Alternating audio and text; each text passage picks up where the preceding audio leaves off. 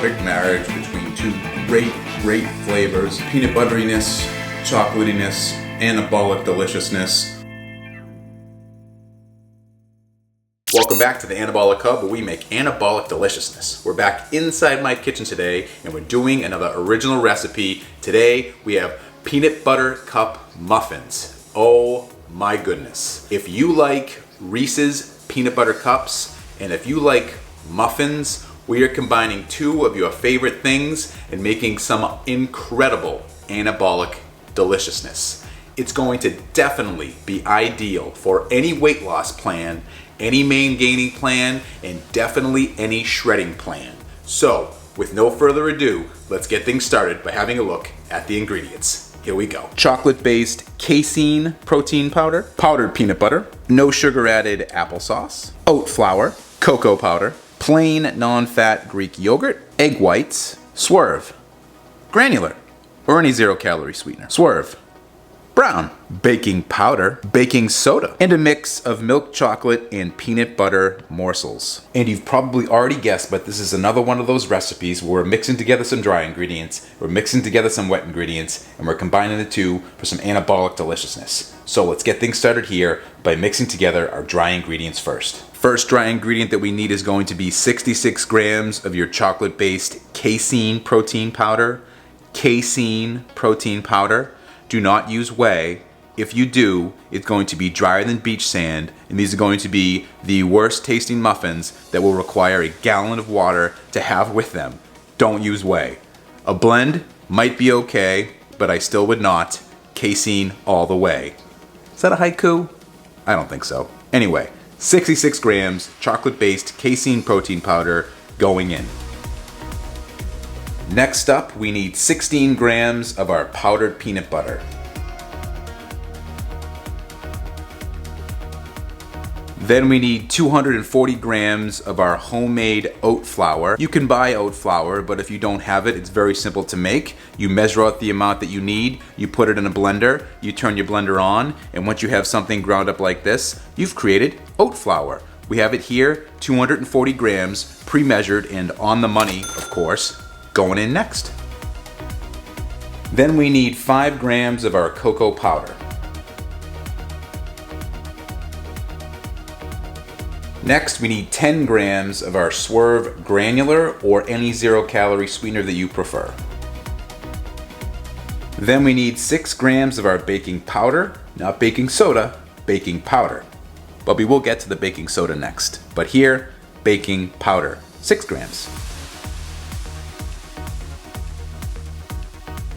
And then a rare combination, we're also going to be adding in, like I said, some baking soda, 4 grams.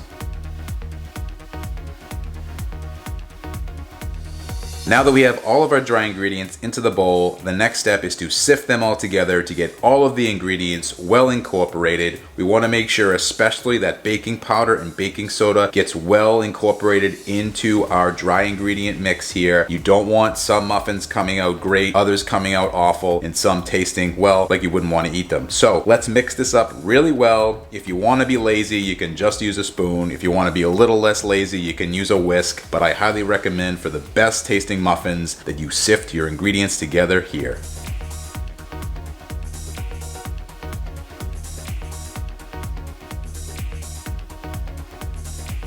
Dry ingredients done. Now we move on to the wet ingredients. So I just wanted to break in here real quick because it seems when I ask, you do it more often. So if you wouldn't mind smashing the like button, consider subscribing if you're not subscribed. And is there a better tasting muffin than the traditional blueberry muffin? What do we like better than a blueberry muffin, if anything? Is it a bran muffin? Is it a peanut butter cup muffin? Let's talk muffins in the comment section down below. All right, back to the video.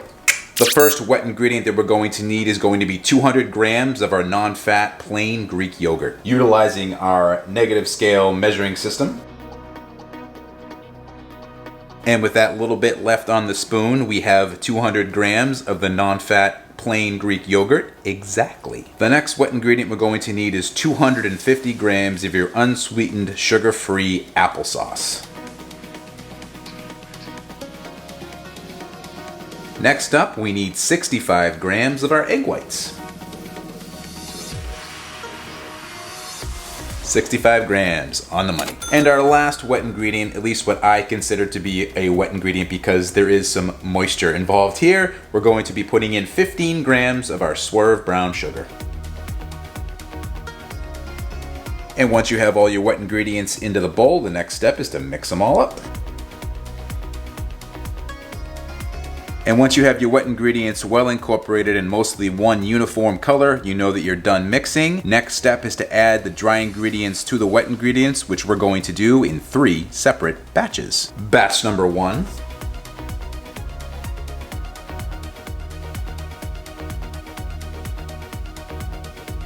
Batch number 2.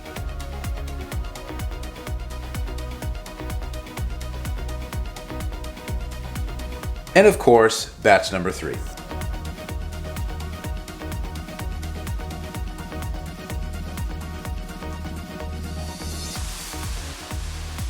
And once you feel like you had an arm workout and you've mixed until you think you've mixed enough and then you've mixed some more, you are done mixing together your ingredients. You should have a tough dough that should be a little bit challenging to move the spoon through. That's when you know you're good. Everything's well incorporated. There's no dry parts left. The final step here is to fold in our peanut butter and chocolate chips / morsels.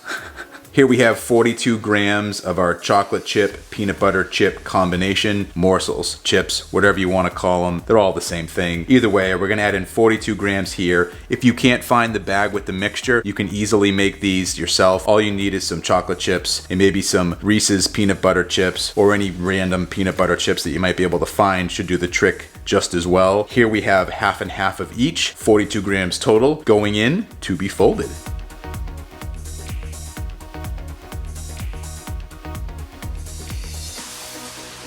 And once you have your morsel / chips combination folded completely into the dough, the next step is to line a muffin tray with some muffin liners or use a silicone muffin tray, whichever you prefer. We're gonna add in our batter to each cup and get baking. So the dough can be a little bit sticky, so I highly recommend either you dip your fingertips in some water or you use my preferred messier method, which is to spray your hands with some non-stick cooking spray. It's just gonna make the batter much easier to handle as you go to put it into your muffin cups here.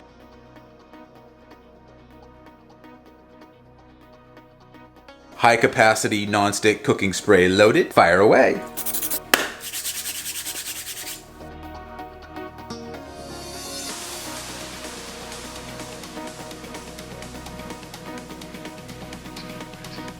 "20-second timeout here. The non-stick cooking spray wore off faster than last time. I'm gonna have to clean off my hands, and I think I'll try patting my fingertips in some water for the rest.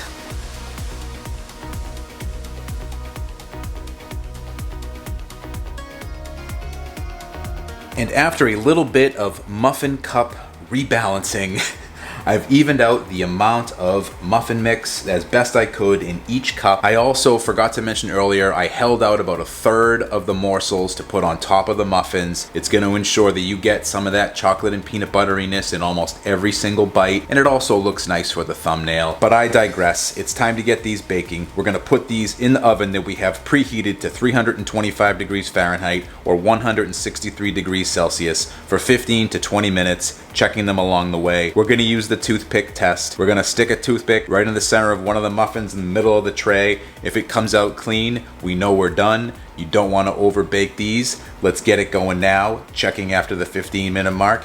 In the oven they go.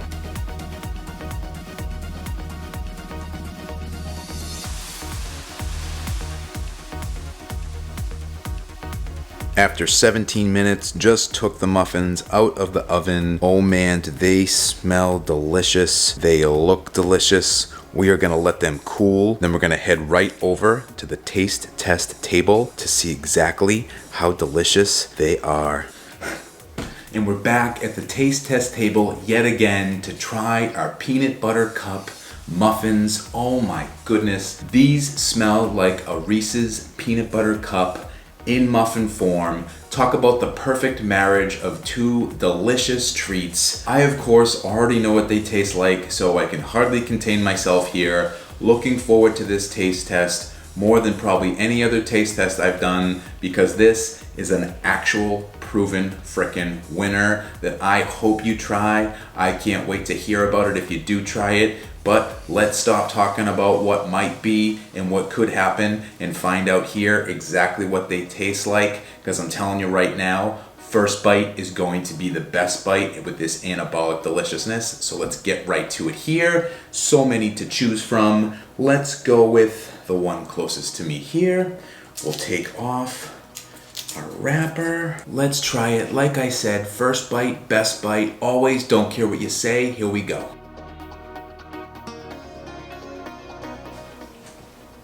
Peanut butter cup in muffin form. There's no other way to describe it. Over 10 grams of protein in each muffin. Unbelievable flavor. You get a little bit of each morsel, that chocolate and peanut butter flavor, that match made in heaven, the perfect marriage between two great flavors coming together here, feeling like you're eating candy out of a muffin. The only difference being here is that these are loaded with fiber. They're lower in calories, ton of protein. Like I said, 10 grams of protein per muffin. So friggin' good, and just like that, one of them's gone. The best part of this recipe though is that you can have at least 2 of these for a decent sized snack. So I will reload here, take off our wrapper. Look at how moist the inside of that muffin is. You can see on top there, peanut butter and chocolate morsels ready to be had. Oh my goodness, so freaking good. If you think about peanut butter cups, we've probably all had one in the past. They're not very filling at all. They taste great, very easy to binge on. Complete opposite here in the sense that although they do still taste great and you feel like you're having a peanut butter cup, you will not be able to overeat on these. There's more volume to this, there's more fiber in it, it's loaded with protein. You're gonna feel satisfied after having just a couple of these. It could easily replace any snack you're gonna have, any protein bar that you're gonna have. I'll flash up the macros here so we can take a look and see exactly what's in these. As you can see, 10 grams of protein, like I said, calories are on point, good amount of fiber. Definitely a great snack for you to add in anywhere during your day. If you want to have it for breakfast, have it for breakfast. If you want to have it midday, have it midday. If you want it to be that mid-afternoon snack that gets you through to dinner, it's going to be ideal for that as well. Such a versatile snack, a great grab and go meal prep for the week. Get them ready. Don't have to worry about it. You know where your snack's coming from. It's gonna be these. I promise you, once you try them, you're gonna wanna make them all the time. Such a simple thing to add into your meal plan that's going to fit your macros perfectly, keep you on track with your calorie count, keep your fitness goals coming right along. It's a no-brainer of a snack. Peanut butteriness, chocolatiness, anabolic deliciousness, right here, right now. So good. You gotta try it.